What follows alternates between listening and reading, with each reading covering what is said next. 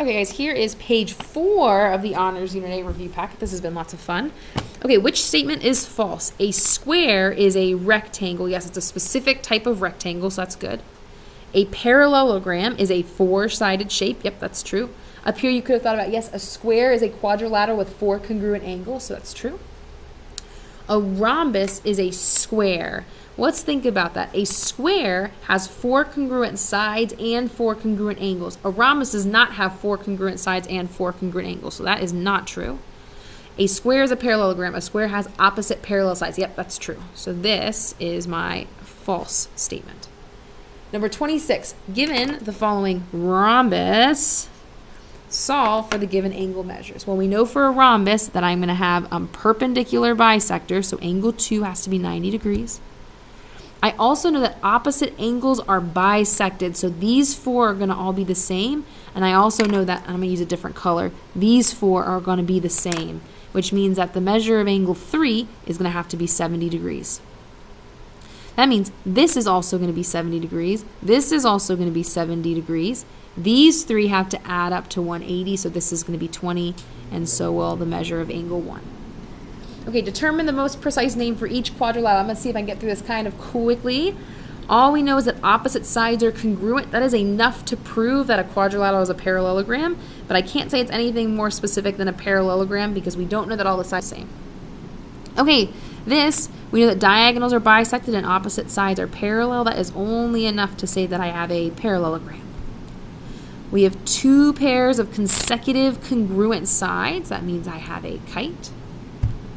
Okay, here I have a parallelogram because remember this tells me that I have a parallelogram. This tells me that that angle is 90 degrees. Now using same side interior angles, I also know that this has to be 90 degrees. And because I already know that it's a parallelogram, I know that all of my consecutive angles have to be supplementary. Because all of my angles are 90 degrees and it's a parallelogram, I can say it's a rectangle. I cannot say that it's a square because I don't know that all four sides are the same. Number 31, all of my sides and all of my angles are congruent, so I have a square. My opposite sides are parallel, so all I can say is it's a parallelogram.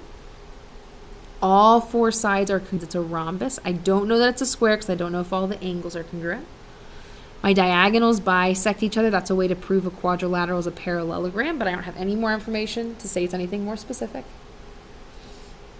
Number 35. Okay, let's take a look.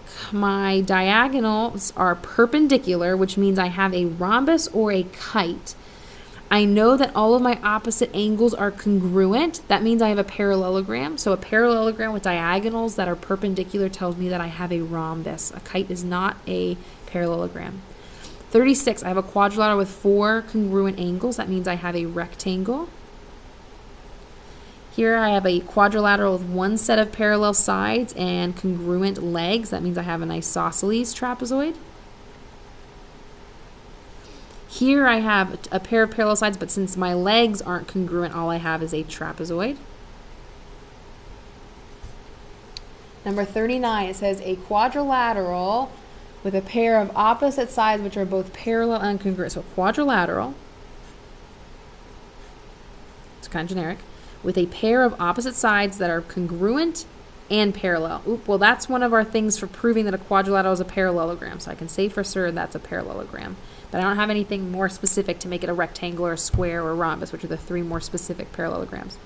Number 40, we know we have a parallelogram, and we know that the diagonals bisect its angles. So let's take a look. If I have a parallelogram,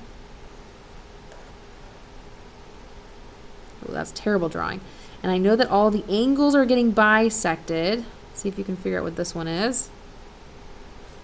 I know that this whole angle is the same as this whole angle because it's a parallelogram, so its four pieces will be the same. I know that this whole angle is congruent to this whole angle because, again, it's a parallelogram, so this is going to be a rhombus. A parallelogram with congruent diagonals, that's a rectangle. Ooh, an equiangular rhombus, a rhombus with angles that are all the same. Figure out what that is? So a rhombus, all the sides are the same. Now it also has angles that are all the same. That's going to make it a square. Okay, down here, I'm not going to do this for you guys. It says make sure that you can organize all of the quadrilaterals that we've studied and their properties into a Venn diagram. Remember, on your unit plan, I think it's 22, gosh, I think it might be F. It says that you have to be able to organize everything into a graphic organizer. We haven't included trapezoids and kites, so think about how you might include those in a Venn diagram with all the other quadrilaterals we've learned. Okay, so I'm going to stop this video. We've got 2 pages left.